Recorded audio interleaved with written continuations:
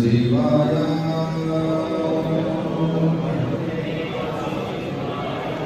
ओम नमो भगवते वासुदेवाय।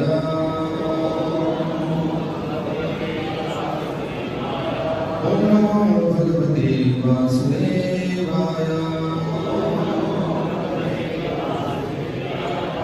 ओम ज्ञानतिमिरन्दस्यं जगत्शलाकया चक्षुरुन्मिलितं येन तस्मै श्रीगुरुवे नमः। श्रीचैतन्यमनोभीष्टं स्थापितं येन भूतले स्वयं रूपा तदा मह्यं ददाति शुद्धदान्तिकं। वाञ्छाकल्पतरुभ्यश्च कृपासिन्धुभ्येव च पतितानां पावनेभ्यो वैष्णवेभ्यो नमो नमः। जय श्री कृष्ण चैतन्य प्रभु नित्यानंद श्री अद्वैत गदाधर शिवासादि गौरभक्तवृंद। हरे कृष्णा कृष्णा कृष्णा हरे हरे, हरे राम राम राम हरे हरे। नमो विष्णुपादाय कृष्णपृष्ठाय भूतले श्रीमते भक्तिवेदांत स्वामिनिति नामिने। नमस्ते सरस्वती देवे गौरवाणी प्रचारिणे निर्विशेष शून्यवादी आशादेशधारिणे। हरे कृष्णा। आप सभी भक्तों का बहुत बहुत स्वागत है परिवार की साप्ताहिक क्लासेस में। आप ऐसे कितने भक्त हैं जो पहली बार आए? आओ 20-30 क्वेश्चंस पहली बार। तो एक श्लोक लेंगे आज हम भगवद गीता का 18वां अध्याय का 5वां श्लोक। यज्ञदान कर्म न त्याज्यं कार्यं एव तत् यज्ञोदानं तपस्यैव पावनानि मनीषिणाम्। इसका अनुवाद है यज्ञ दान तथा तपस्या के कर्मों का कभी परित्याग नहीं करना चाहिए, उन्हें अवश्य संपन्न करना चाहिए। निसंदेह यज्ञ दान तथा तपस्या महात्माओं को भी शुद्ध बनाते हैं।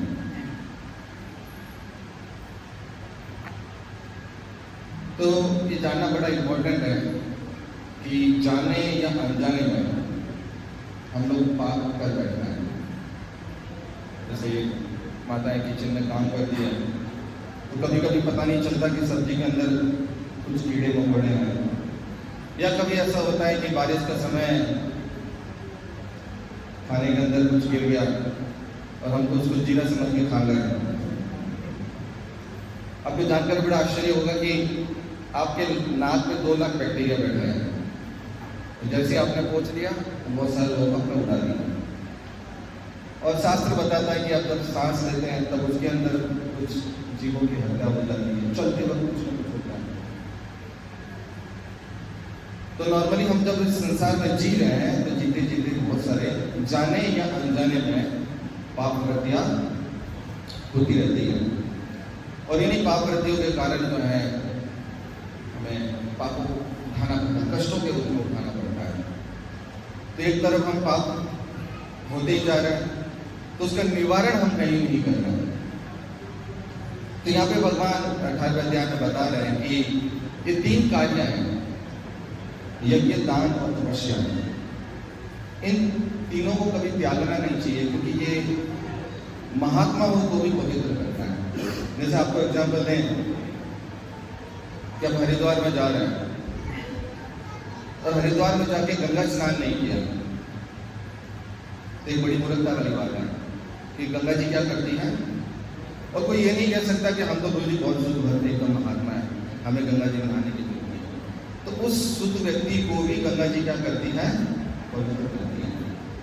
तो ठीक उसी प्रकार भगवान बोले कि ये 3 कार्य जो हैं, इन 3 कार्यों को कभी त्यागना नहीं चाहिए, क्योंकि ये किसको शुद्ध करता है?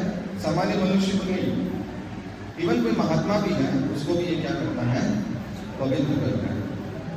तो आज हम ये चर्चा करेंगे कि कैसे ये पवित्र करता है और ये 3 कार्य क्या है, कैसे इसको हम संपन्न कर सकते हैं। तो पहला है यज्ञ। तो जनरली यज्ञ का मतलब होता है कि अग्नि कुंड बनाए, ईंटें लगा करके लकड़ियाँ लगाते हैं, हवन सामग्री लाता है, ब्राह्मण को बुलाया जाता है। ब्राह्मण क्या करता है? मंत्रोच्चारण करता है। हमें वो कुछ समझ में नहीं आता, एक ही चीज समझ में आती है, क्या? स्वाहा। चाहे वो अंतिम संस्कार के मंत्र पढ़ रहा है या फिर विवाह के पढ़ रहा है और किसी और के पढ़ रहा है। और वैसे शास्त्र में बताता, 4 अध्याय में पढ़ेंगे तो भगवान उसमें बताते हैं कि वैसे 4 ब्राह्मणों की जरूरत रहती है।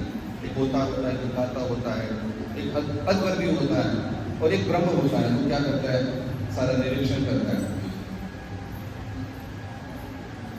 तो बड़ा मुश्किल है कलयुग के अंदर इस यज्ञ को संपन्न करना। पहले आपको हवन सामग्री ओरिजिनल नहीं मिलेगी। घी ओरिजिनल मिल जाएगा, गाय का देसी घी। और चलो मान लीजिए माता जी ने हाथ खड़ा किया, अगर घी मिल जाएगा, ब्राह्मण कहाँ से लाएंगे? और अब सभी जानते हैं कि यज्ञ करने के बाद हमेशा थोड़ा सा क्लेश बनता है। ब्राह्मण बोलता है, यजमान जी ये क्या है? 2100 से थोड़ी काम चलेगा, 11,000 देना था आपको। यजमान क्या बोलता है? स्वामी जी अब क्या करें, इतना ही है सब कुछ। तो वास्तव में वैसे ब्राह्मण भी ना है। और पहले पुराने जमाने में मंत्रों के द्वारा अग्नि प्रकट हो जाती थी, आजकल माचिस की तीली लगानी पड़ती है। तो इस यज्ञ का कार्य क्या था? क्यों यज्ञ किया जाता? तो आप भगवत गीता में पढ़ेंगे, भगवान 3रे अध्याय में भी बता रहे हैं और 4थे अध्याय में भी जो है वो वर्णन कर रहे हैं। तो 3रे अध्याय में 9वें श्लोक से भगवान बता रहे हैं कि यज्ञ जो किया जाता था कोई वस्तु प्राप्त करने के लिए। तो भगवान ने जब सृष्टि की तो देवी देवताओं को बनाया, मनुष्य को बनाया। मनुष्य को बोला कि तुम यज्ञ करो, यज्ञ में जो आहुति होती है आप देवताओं को दो। देवता क्या करेंगे? आपको भौतिक सुख सुविधाएं प्रदान करेंगे। जैसा भगवान श्री कृष्ण की बाल लीलाओं में जानते हैं कि नंद बाबा यज्ञ कर रहे थे, किसके लिए? इंद्र के लिए। तो भगवान बोले ये यज्ञ क्यों कर रहे हो? बोले इससे क्या होंगे? इंद्रदेव प्रसन्न होंगे, बारिश करेगा। तो 3रे अध्याय में भगवान बता रहे हैं कि मनुष्य का कार्य है यज्ञ करना। देवी देवता क्या करते हैं? उनके लिए भौतिक सुख सुविधाएं प्रदान करते हैं। जैसे बारिश के देवता है, वायु के देवता है। आपको पता है कि पेट के अंदर जो जठरा अग्नि है उसका भी देवता है। तो हर एक डिपार्टमेंट अलग अलग सारे क्या है बटे हुए हैं। तो उनकी हमें भौतिक सुख सुविधा लेने के लिए ऐसा उसको कर्म कांड जनरली कहा जाता है कि यज्ञ करना। तो ये सारे देवी देवता ऐसा कहा जा सकता है, प्रभुपाद जी तात्पर्य में भी लिख रहे हैं कि ये सब भगवान के अंग हैं। भगवान क्या क्या है? विभिन्न अंग हैं। तो उनको जब हम देते हैं तो अल्टीमेटली जाता कहाँ है? भगवान के पास। लेकिन अगर आप डायरेक्ट भगवान की पूजा करो तो अंग की पूजा साथ में हो जाती है। तो यज्ञ को अगर सिंपल भाषा में प्रभुपाद जी वहां समझा रहे हैं कि जो कार्य भगवान की प्रसन्नता के लिए किया जाता है वो यज्ञ गिना जाता है। इसलिए 4थे अध्याय में भगवान जो है यज्ञों का वर्णन कर रहा है। तो 2 प्रकार के यज्ञ होते हैं, द्रव्य यज्ञ, एक ज्ञान यज्ञ। यानी किसी भौतिक इच्छा के, भौतिक सुख सुविधाओं के लिए जब आपको यज्ञ करते हो तो द्रव्य यज्ञ कहा जाता है। और अपनी आत्मशुद्धि, आध्यात्मिक उन्नति, भगवान को प्राप्त करने की इच्छा, ये ज्ञान यज्ञ कराना है। तो इन दोनों में श्रेष्ठ क्या है? भगवान को ज्ञान यज्ञ श्रेष्ठ है। इसमें बहुत सारे ऐसे हैं, जैसे हम तो एक ही चीज जानते हैं, अग्नि में आहुति डालना। लेकिन जो ब्रह्मचारी होते हैं वो क्या करते हैं? अपनी इंद्रियों की इच्छाओं को इंद्रियों के अंदर स्वाहा कर देते हैं। जो गृहस्थ है वो मन की इच्छाओं को मन के अंदर स्वाहा करते हैं। भगवान आगे और बताते हैं कि जो योगी होता है वो सांसों के द्वारा, सांसों के अंदर क्या करता है? उसको स्वाहा करता है। तो ऐसे तप यज्ञ बताया जाता है, ज्ञान यज्ञ बताया जाता है, स्वाध्याय यज्ञ बताया जाता है। तो बहुत सारे यज्ञों का वर्णन जो है वो भगवान करते हैं। मोटा मोटा हमारे लिए समझने वाली एक बात क्या है? यज्ञ का अर्थ क्या है? भगवान विष्णु को प्रसन्न करना। वो जो कार्य आप कर रहे हो वो क्या गिना जाता है? यज्ञ गिना जाता है। इसलिए भगवान विष्णु का एक नाम यज्ञ भी है। और भगवान भगवत गीता बोल रहे हैं, भोक्ताराम यज्ञ तत्साम सर्वलोकमहेश्वरम। मैं समस्त यज्ञों का भोक्ता हूँ, आई एम द एंजॉयर। देवी देवता क्या करते हैं? आपके फलों को लेते हैं, ट्रांसफर कहाँ करते हैं? Head of this. भगवान बोले चलो इनको वरदान दे दो। तो अल्टीमेटली देने वाले कौन है? भगवान देते हैं, क्योंकि ये सारे क्या है? भगवान के अंग है, जितने भी देवी देवता हैं। तो देखो, ब्रह्मचारी व्रत करना, गृहस्थ आश्रम का, मन की इंद्रियों को, इच्छाओं को इंद्रियों में ही नष्ट कर देना, या इच्छाओं को पूरा न करना, या हिमालय जाकर के तपस्या करना, सांसों को सांसों में ही समर्पण कर देना। अब पढ़ोगे छठे अध्याय में भगवान बताते हैं रेचल कुंभक अलग अलग स्थितियां होती हैं। आपको लगता है कि हम फॉलो कर पाएंगे? कितने लोगों को लगता है तो जी हाँ हम कर लेंगे? तो एक यज्ञ हम जो है वो कर सकते हैं, बहुत सिंपल है, बहुत साधारण है, लेकिन है बड़ा पावरफुल। वो है जप यज्ञ। जप को भी क्या माना जाता है? यज्ञ माना जाता है। तो हमारा यज्ञ कुंड कौन सा बन जाता है? ये कान। कान क्या है? यज्ञ कुंड। आहुति कहाँ से आती है? मुंह से। कहाँ पे गिरेगी? हाँ। तो यज्ञ किसके लिए करते हैं? भगवान की प्रसन्नता के लिए। तो इसको जप यज्ञ कहा जाता है। और जैसे ही कुछ लोग मिलकर के जब भगवान के नाम का उच्चारण करते हैं, उसको संकीर्तन कहा जाता है। तो वो संकीर्तन यज्ञ कहा जाता है। और कलयुग के अंदर सबसे टॉप मोस्ट बताया जाता है वो संकीर्तन यज्ञ बताया जाता है, क्योंकि इस यज्ञ को करने के लिए ब्राह्मण चाहिए, हवन सामग्री लाना है नहीं लाना है, कुछ नियम पालन कोई जरूरी नहीं। आप बटिए, सुबह उठिए, माला पकड़िए और उसको हरे कृष्ण महामंत्र का जप करिए। तो वो क्या करता है? भगवान को प्रसन्न करता है। कोई बोलता है कि गुरु जी क्या करें, हम जब माला करें तब लाल रोशनी देखे, सफेद रोशनी आएगी, हरी वाली। कुछ नहीं करना है, बस उच्चारण करना है ताकि वो कानों के अंदर जाए स्पष्ट रूप में, बस। बाकी का काम कौन कर सकता है? बाकी का काम नाम अपने आप करना है। जैसे मैं एग्जाम्पल देता हूँ, यहाँ पे कहीं प्लग पॉइंट होगा, हमारा कार्य क्या है? बस अंगुली डालना है। तो करंट आना वो किसके हाथ में है? हाँ, अपने आप आएगा। बस हमारा काम क्या है? अंगुली डालना।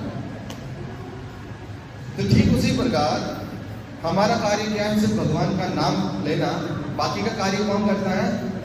भगवान का नाम। जैसे प्रभुपाद जी एग्जाम्पल देते हैं कि जो छोटा सा बच्चा जब जन्म लेता है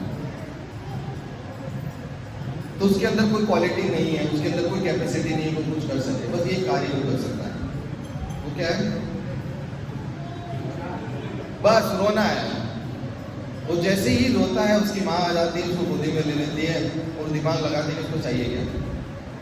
ठीक उसी प्रकार हमारे अंदर कोई क्वालिफिकेशन नहीं है, हम सब एक समुद्र के अंदर गिरे हुए हैं। बताओ, कोई बहुत बड़ा तैराक वो समुद्र को पार कर सकता है? कितना भी वर्ल्ड चैंपियन हो, समुद्र को पार नहीं कर, नदी नाला पार कर देगा, समुद्र पार नहीं कर। तो उसके लिए क्या चाहिए? एक नाव चाहिए और एक ऐसा व्यक्ति चाहिए जो समुद्र के अंदर नहीं गिरा। तो हमें बस क्या करना है? वो अगर समुद्र में गिरा है और उसको दूर से नाव दिख रही है तो क्या करना चाहिए? पानी के अंदर चला जाना चाहिए ताकि वो हमें देखे नहीं। बहुत सिंपल है, हाथ दोनों खड़ा करके उसको बोलना चाहिए भैया बचाओ हमें। तो ठीक उसी प्रकार की हम कहाँ गिरे हुए हैं? भवसागर में। और हमें क्या करना है? छोटा सा कार्य करना है, दोनों हाथ खड़ा करना है और क्या बोलना है?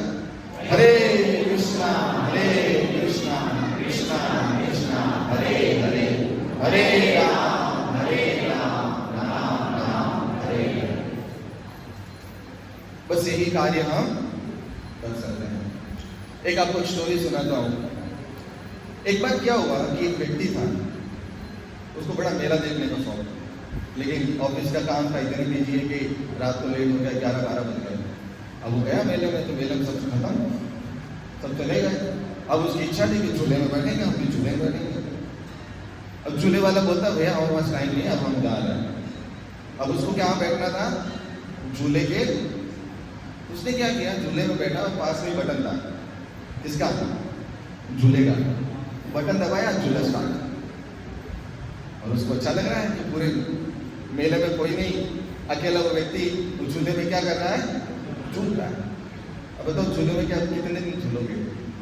5 मिनट, 10 मिनट, 20 मिनट कोई अब भैया अब झूला बंद करो। अब झूला बंद करने के लिए बटन दबाना पड़ेगा और बटन कब दबेगा? जब झूला रुकेगा। अब वो जोर जोर से चिल्ला, वो और कुछ कर सकता है? वो कुछ नहीं कर सकता, कूद भी नहीं सकता। तो वो जोर जोर से चिल्लाता है, तो झूले वाले को देख, झूला वाला आता है, बोले रुको रुको भैया, क्या हो गया? बोले झूला बंद करो, हमें उतरना है, उल्टी जैसा हो रहा है, सिर चक्कर आ रहा है। तो बोले मैंने पहले ही बोला था झूले मत बैठो भाई। तो वो क्या करता है, झूले का बटन दबाता है, धीरे धीरे झूला रुक जाता है और बाहर आता है। बहुत बहुत धन्यवाद, आपने हमको बचा दिया। तो वास्तव में ये कहानी किसकी है? हमारी। हम कहाँ बैठे हैं? जन्म मृत्यु के झूले में। अब झूले में बैठ गए, अब बटन कौन दबाएगा? वही व्यक्ति दबा सकता है जो झूले के अंदर नहीं बैठा है। मान लीजिए हम सब एक ही झूले में बैठे, कौन बटन बंद करेगा? तो झूला रोकने वाला व्यक्ति चाहिए ना।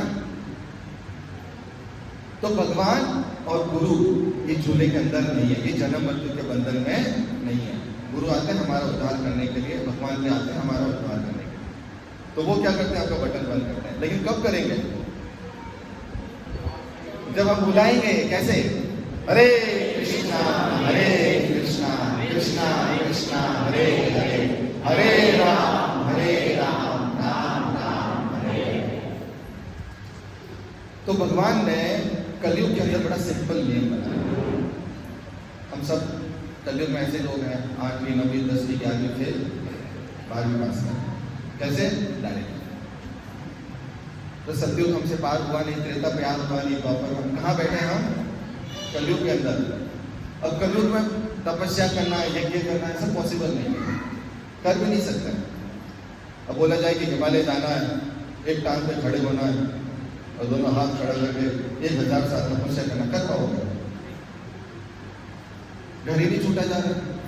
जैसे चैतन्य महाप्रभु कलयुग के अंदर आए, बोले कि कहीं आप कहीं भी हो, वहीं रहो, अपने जीवन के अंदर भगवान को जोड़ दो। जोड़ना है, हराना नहीं। इसी को योग बोलते हैं। योग का मतलब वो वाला नहीं बाबा रामदेव करते हैं ऐसे पेट अंदर बोला, उसको प्राणायाम बोलते हैं, वो योग नहीं है। योग का मतलब अपने जीवन में भगवान को जोड़ना, अपना जो संबंध है आत्मा परमात्मा का, पिता और पुत्र का, उस संबंध को स्थापित करना। हम भूल चुके हैं, भगवान नहीं भूला है। बेटा जितना भी नालायक हो, अपने पिता को भूल जाए, पिता अपने बच्चे को कोई भूलते नहीं, चाहे वो कितना भी टेढ़ा हो।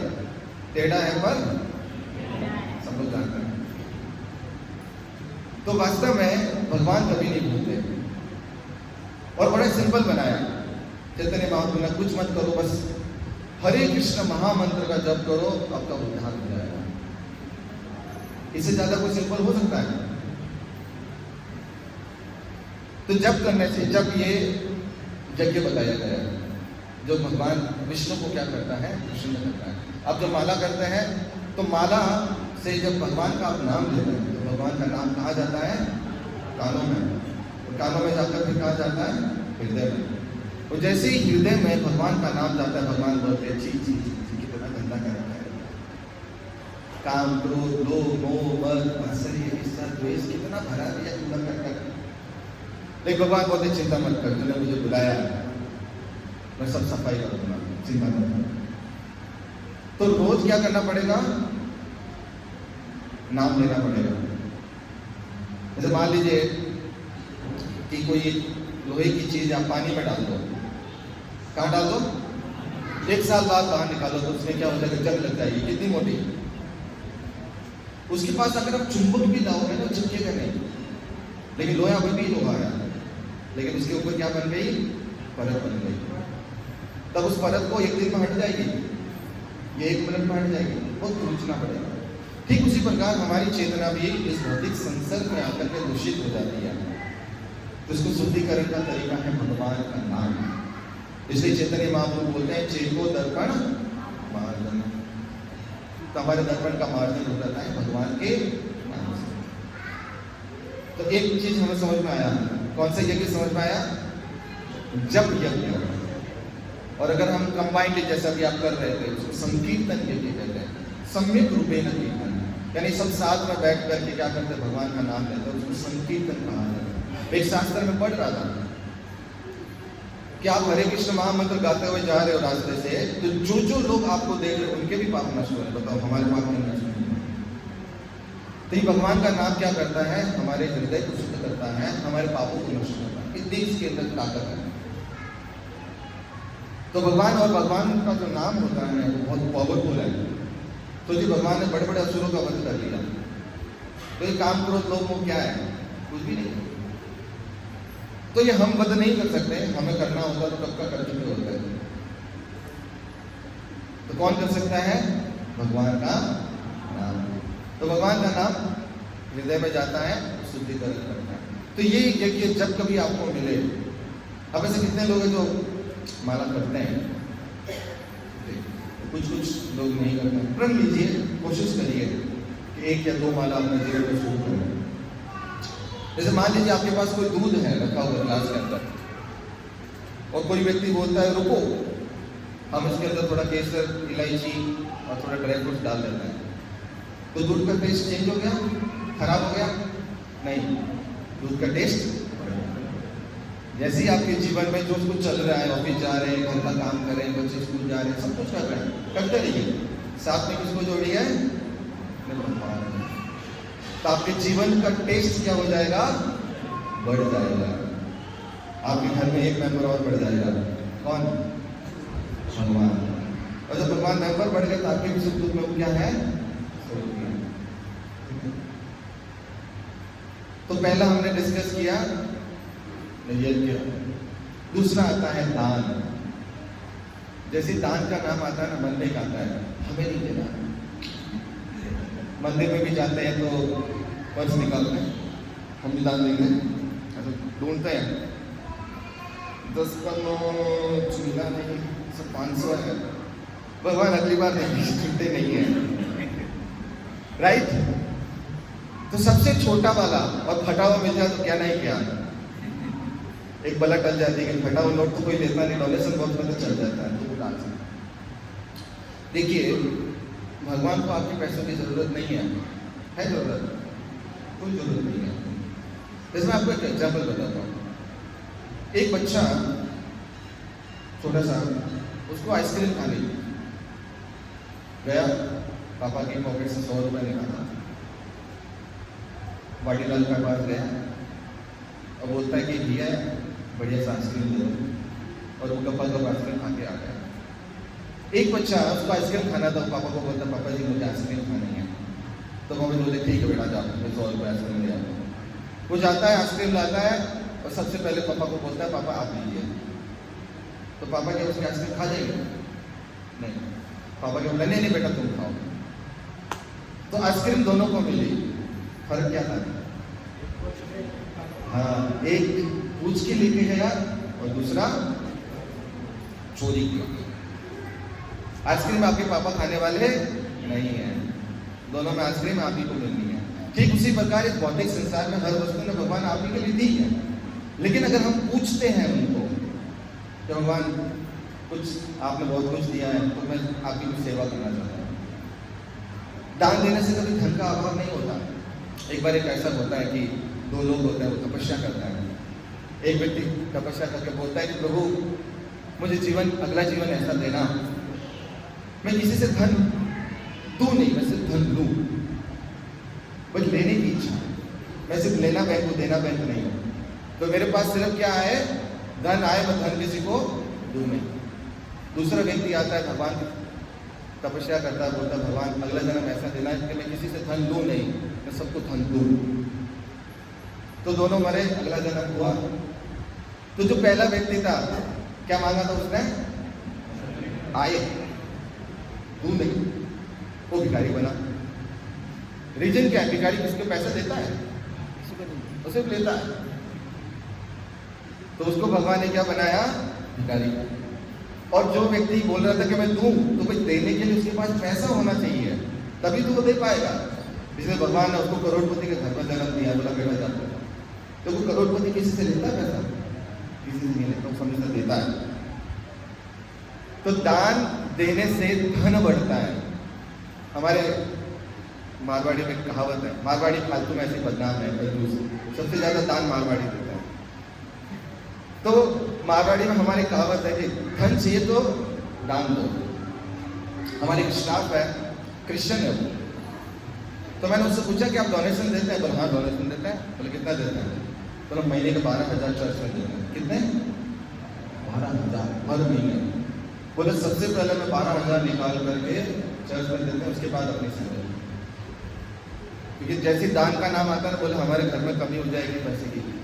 तो उसने खुद बोला कि मेरी ज़िंदगी में कभी दान की प्रॉब्लम, मतलब पैसों की प्रॉब्लम नहीं आई। 10 साल से मैं डोनेशन दे रही हूँ। जितना देती हूँ उतना भगवान क्या करते हैं, देते हैं। सोचो क्रिश्चियन है, हमारे धर्म के लोग हैं, तो शास्त्र में ऐसा वर्णन है, कृपा जी लिख रहे हैं कि कितना दान देना चाहिए। अभी हार्ट अटैक आ जाएगा सुन करके। 50% दान देना चाहिए। कितना? अब की सैलरी अगर 50,000 है तो 25,000 निकाल करके दान दे दो। अगली बार संख्या आधी हो जाएगी और इतना थोड़ी होगा।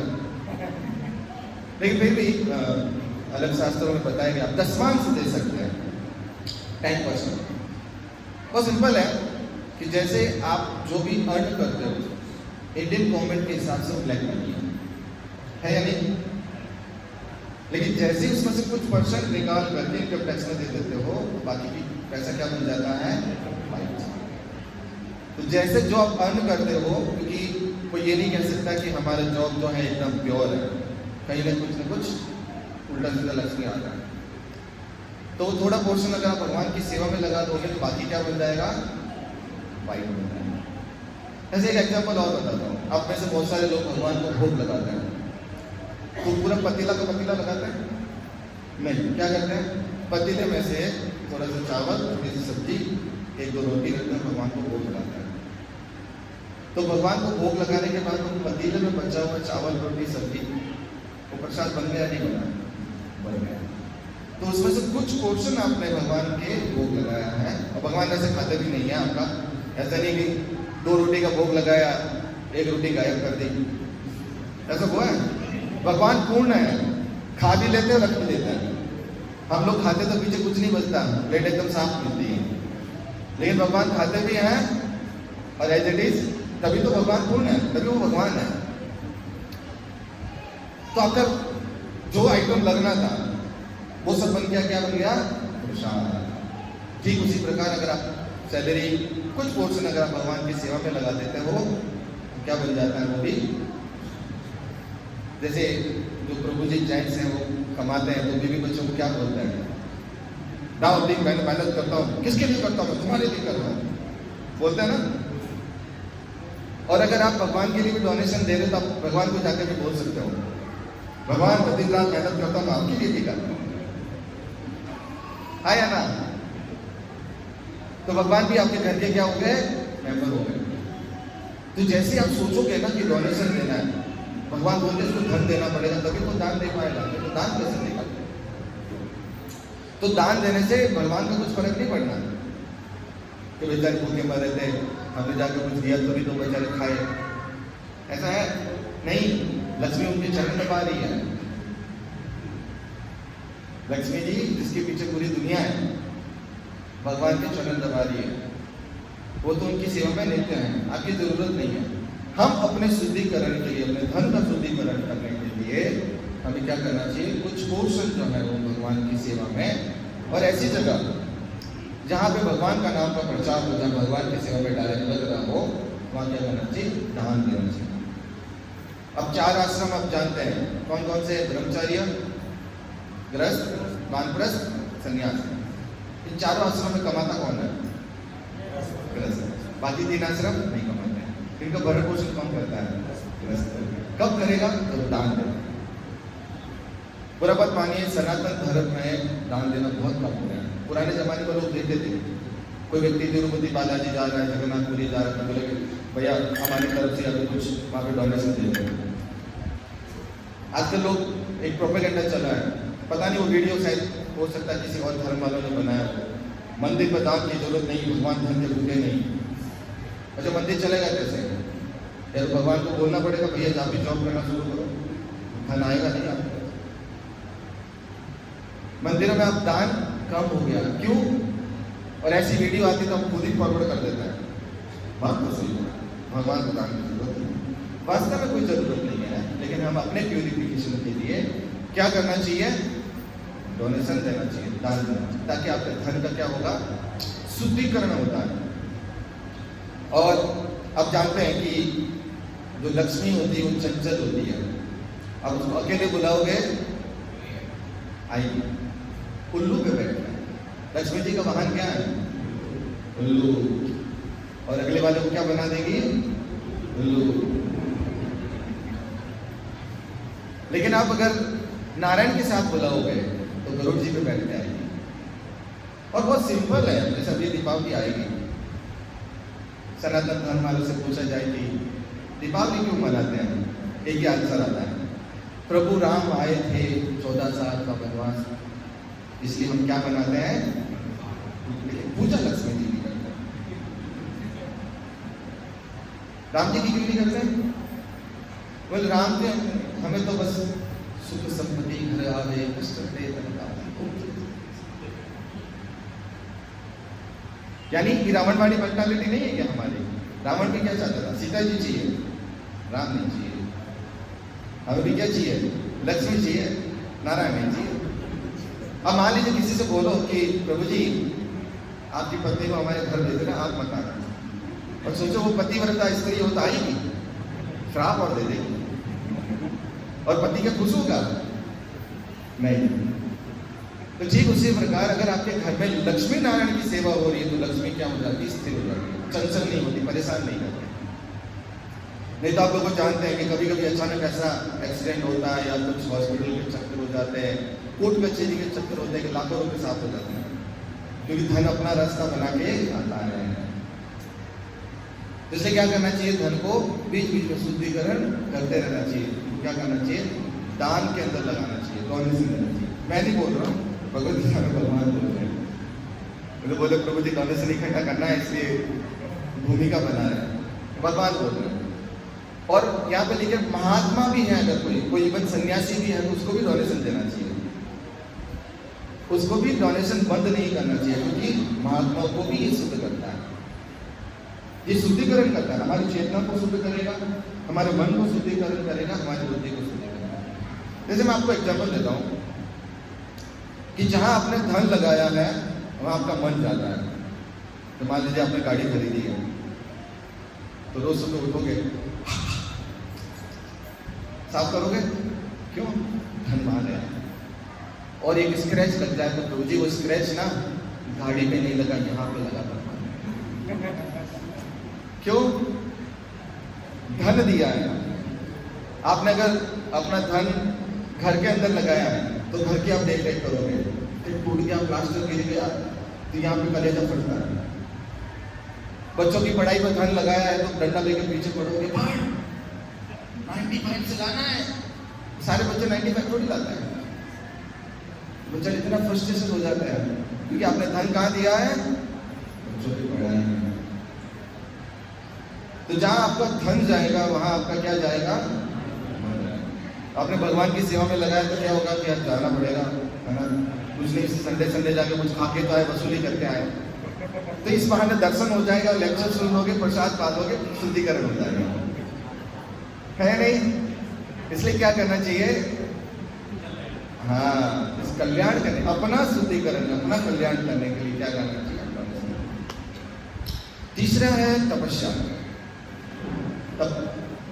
तपस्या को मैं सब लोग जानते हैं, जैसे हिमालय में जाना, ये सारी तपस्या सब लोग जनरली जानते हैं। वास्तव में तपस्या वो होती है कि कोई चीज ऐसा कार्य जो आपके आध्यात्मिक जीवन में आगे बढ़ाने वाला है,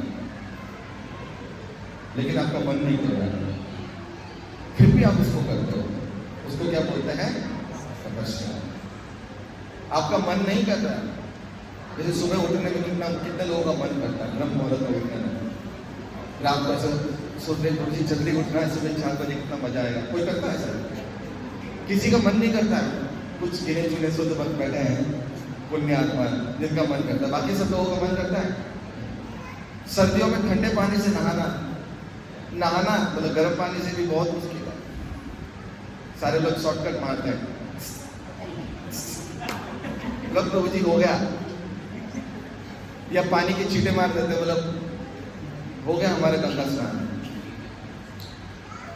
तो ये भी क्या गिना जाता है? तपस्या। जब वैसे बहुत सारे लोग गोवर्धन परिक्रमा किए होंगे, तो वहां जाते देखते चप्पल उतारे, नहीं उतारे, है ना, फिर जो जोश में उतार देते हैं। 10 किलोमीटर के बाद फिर लगता है कि डिसीजन गलत था। और जिस व्यक्ति को आप चप्पल पहने हुए देखोगे बोले ये बुद्धिमान निकला, हमें भी दिख गए। वास्तव में सुख और दुख ये सब मन का परसेप्शन है, माइंड आपको खेल खेलता है। मैं आपको एक एग्जाम्पल बताता हूँ, आप समझ जाओगे। मान लीजिए कि आप रात को सोए हुए हैं और रात में लक्ष्मी जी आपके स्वप्न में आती है कि हे देव उठो, एक सोने का कलश में आपके लिए, और आप वो कलश लेके साइड में टेबल पर रख देते हो। अचानक से नींद खुलती है, तब तो लगता है कि सपना था या आई थी लक्ष्मी जी। आप पास में टेबल देखते हो और वहां सोने का कलश, कैसा लगेगा? और उसके अंदर पूरी सोने की मोहरें भरी हुई एकदम दबादब, बताइए आपको कैसा लगेगा? बताइए, बहुत अच्छा लगेगा। नौकरी करने की झंझट खत्म। और जैसे कोई बड़ी चीज मिलती तो इच्छा होती है कि लोगों को भी बताएं। और आपको अचानक से शोर शराबा सुनाई देता गली में, सब लोग नाच रहे, कूद रहे, ढोल बजा रहे हैं। तो बाहर जाकर पूछा कि भैया आप सब नाच क्यों रहे हो? बोलो कुछ नहीं, लक्ष्मी जी आए थे रात को स्वप्न में, 10-10 घड़े सोने के लेके गए। अब आपका क्या होगा? अब अच्छा लग रहा है, बुरा लग रहा है? क्यों? एक सोने का कलश तो मिला, उसको 9-10 मिला, पहले सुख मिला, अब क्या हो गया? देखिए हम सब सुख चिंतक हैं। सुख चिंतक जानते हैं कि दूसरों के घर में सुख हो जाए तो चिंता हो जाती है। आजकल दूसरों खुद के दुख से जितने दुखी नहीं है ना, दूसरों के सुख से ज्यादा दुखी है। एक बार एक 3 व्यक्ति भगवान की तपस्या करता है, तो पहले व्यक्ति से भगवान पूछते बताओ क्या चाहिए? वो सारे थोड़े काले काले लोग होते तीनों। तो पहले वाले से पूछते बच्चे क्या चाहिए? बोला मुझे गोरा बना दो। भगवान बोले। दूसरे से पूछते तुझे क्या चाहिए? बोला मुझे भी गोरा बना दो। तो दोनों गोरे बन गए। तीसरा काला, बोले यार ये दोनों गोरे बन गए। तो बोले तुझे क्या चाहिए? बोले दोनों को भी काला बना दो। अब वो चाहता तो खुद भी गोरा बन सकता था, लेकिन उसने क्या, इसको भी काला बना दो दोनों को। सब खेल हमारे एक जैसे होना चाहिए।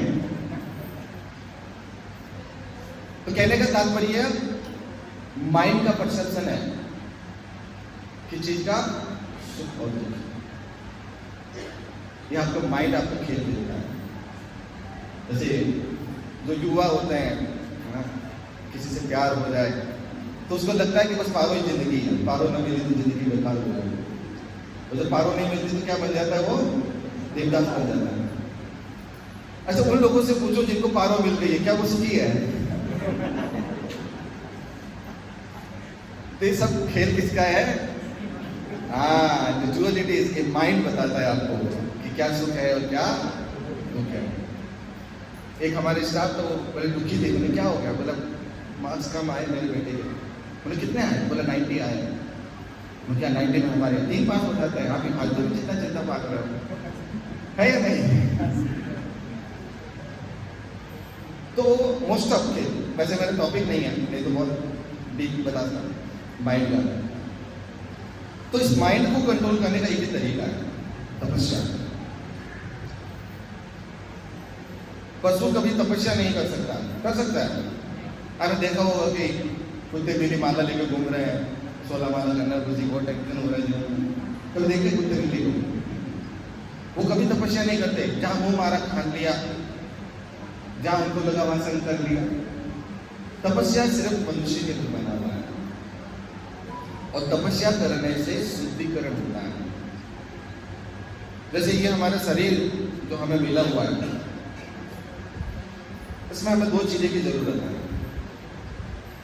एक भोजन और दूसरा भजन।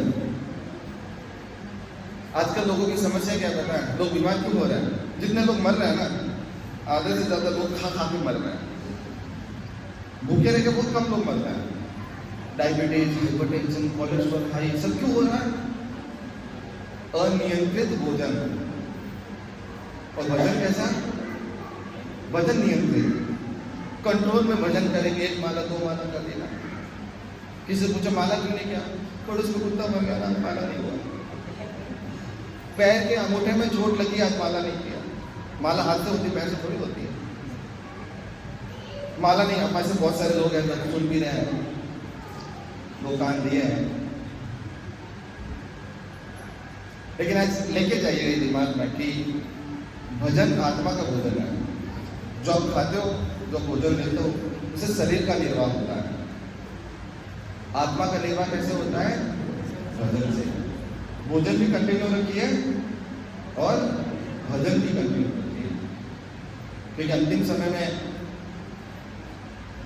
यमराज जी आपसे पूछेंगे नहीं कि आपका घर 2 BHK था, 3 BHK था, लड़का था, लड़की थी, पोता था, पोती थी, कौन सी नौकरी करते थे, कितने पैसा कमाया, बैंक बैलेंस कितना है, कोई पूछता है? हाँ, ये आउट ऑफ सिलेबस कोर्स पूछते हैं यमराज जी। क्या पूछता है? पुण्य किया कोई? माला वाला, दान तपस्या कुछ? हाँ, दूर रहते। तो बोले भैया बुलाओ इनको, ससुराल ले जाओ, थोड़ी खरीदारी करो। दामाद जी आए हैं हमारे। तो अंतिम समय में जो हमारा अकाउंट में बैंक बैलेंस जो बनता है, वो इन्हीं 3 कार्यों से बनता है। इससे यज्ञ, दान, तो तपस्या का मैं 2 मिनट और लूंगा, 2-3 मिनट। तो प्रभुपाद जी तपस्या के बारे में बताते हैं। मेन 4 तपस्याएं जो हमें, 4 नियम जो हैं, वो हमें क्या करना चाहिए, पालन करना चाहिए। मांसाहार न करना, नशा न करना, अवैध संबंध न रखना, जुआ न करना। अगर कोई कलयुग में इसी नियम का अगर पालन कर लेता है तो तुम्हारा बहुत बड़ा तपस्या। तो तपस्या क्या? क्योंकि इन 4 स्थानों में श्रीमद् भागवतम कहता है यहाँ पे कलयुग निवास करता है। क्या निवास करता है? कलयुग की वहां पे प्रधानता रहती है। इसे 4 स्थानों को त्यागना चाहिए। 4 स्थानों, ये तपस्या। तो प्रभुपाद जी को किसी ने पूछा कि प्रभुपाद जी अगर 4 नियम पालन करें, माला करें तो क्या होगा? बोला मैं भगवत धाम लेके जाऊंगा। तो बोले गुरु जी वहां पे गए प्रभुपाद जी, और पता चला जैसे यहाँ पे गेट बंद है, हम बह जाए वैकुंठ लोक में और वहां पे गेट बंद होगा तो प्रभुपाद जी बोले मैं पिछले गेट की चाबी हमारे पास, मैं वहां से एंट्री करा दूंगा। तो आज का हमारा इस चर्चा का विषय में हम 2-3 चीजें सीखते हैं। पहली क्या है? यज्ञ। सबसे टॉप मोस्ट यज्ञ क्या है? जप यज्ञ। क्यों टॉप मोस्ट है? क्योंकि भगवान का नाम अभी भी शुद्ध है। बाकी सब में तो मिला हुआ है, भगवान का नाम अभी भी शुद्ध है और इसको कहीं भी, कभी भी, किसी भी स्थान में इसको जपा जा सकता है। और वो क्या करता है? शुद्धिकरण करता है। ओके, दूसरा दान, डोनेशन। तो जो आपको अलाउ करता हो उतना क्या करना चाहिए? आपको दान करना चाहिए शिक्षा से। और तीसरा तपस्या। तो जहाँ भी तपस्या, जैसे अभी चातुर्मास चल रहा है तो बहुत सारी चीजें वर्जित होती है, तो त्यागना, सुबह जल्दी उठना, ब्रह्म मुहूर्त में भगवान का नाम का जप करना, ये सब तपस्या गिना जाता है। और नियंत्रित भोजन जो है वो करना चाहिए, भी एक तपस्या में गिना जाता है। और एक बहुत अच्छा तपस्या आप कर सकते हैं कि भगवान को भोग लगा के प्रसाद पाना, ये भी एक तपस्या में गिना। तो ये करने से क्या होगा? पहला, भगवान बोल रहे हैं शुद्धिकरण होगा। किसका? चेतना का। शरीर का शुद्धिकरण तो हम सुबह उठ के कर लेते हैं, लाइफ है जहाँ साबुन से अपना शुद्धिकरण नहाने धोने से शरीर का तो हो जाता है, आत्मा का शुद्धिकरण किससे होगा?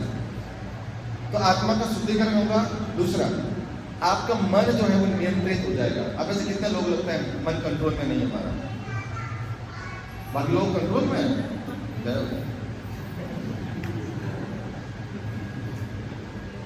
गोलगप्पा देख करके फिर क्या इच्छा होती है, खा ले या नहीं खाए,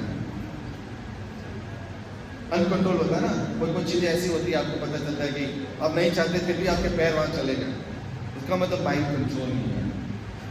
अर्जुन बोले भगवत गीता में कि माइंड कंट्रोल करना बहुत मुश्किल है। आप बोलोगे तो मैं वायु को रोक दूँ, मन कंट्रोल नहीं है। तो माइंड जो है, मन धीरे धीरे क्या होता है, नियंत्रित होना प्रारंभ हो जाता है, आपके बस में होता है। ठीक है। तीसरा, पुण्य प्राप्त होता है। चौथा, पापों को नष्ट करता है। तो ये तीन कार्य इसलिए शुभ माने जाते हैं। इसलिए भगवान बोल रहे हैं महात्मा को भी शुद्ध करता है, इसलिए कभी इसको त्यागना नहीं चाहिए। ठीक है जी, हरे कृष्णा। तो किसी का कोई प्रश्न है, एक या दो, तो मैं हरे कृष्णा से कोई प्रश्न है, एक या दो प्रश्न पूछ सकते हैं।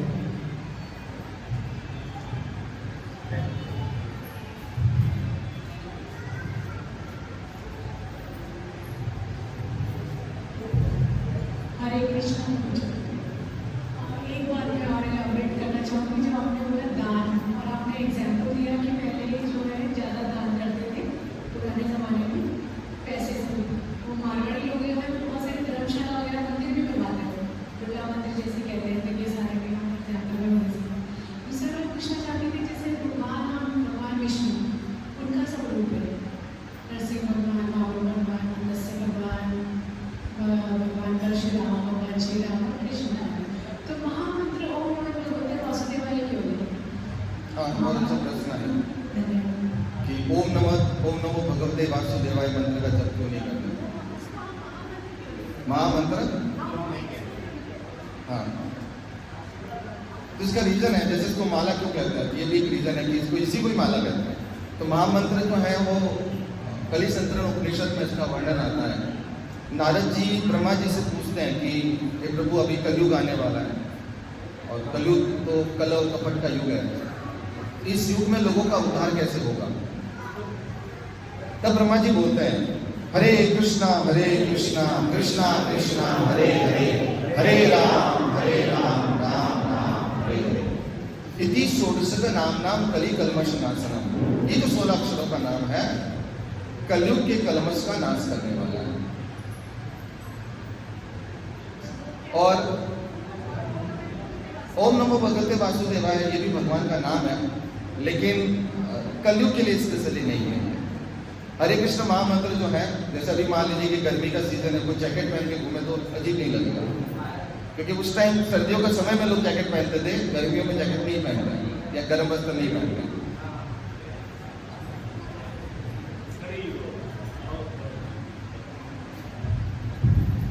तो मैंने आधा बताया था, आगे ब्रह्मा जी बोलते हैं इति षोडशकम नाम कलि कल्पस नाशनम नाता परतरोपाय सर्ववेद से कृष्ण।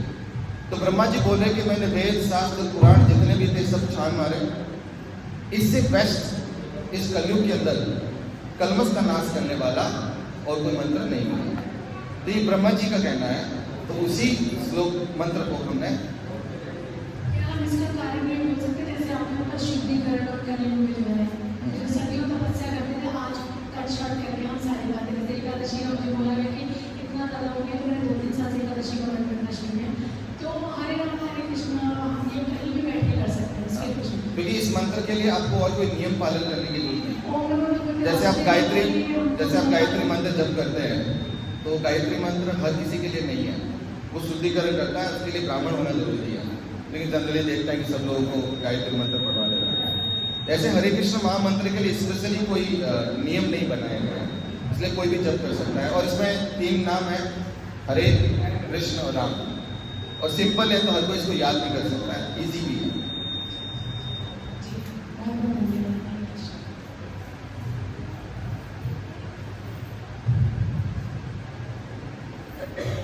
और किसी को हरे कृष्णा। तो अपने इस प्रश्न तो प्रस्तुति बोर्ड से पूछ सकते हैं, लेकिन थोड़ा टाइम हो रहा है यहाँ पर, अभी एक और सेशन होने वाला है अलग से डिप्यूटीज का। तो आपने जानकारी के लिए एक बार तो मैं धन्यवाद करते हैं, हरे कृष्ण महामंत्र के हरे कृष्णा कृष्णा कृष्णा हरे हरे, हरे राम राम राम हरे हरे। जगत गुरु श्रील प्रभुपाद की जय। हरे कृष्णा।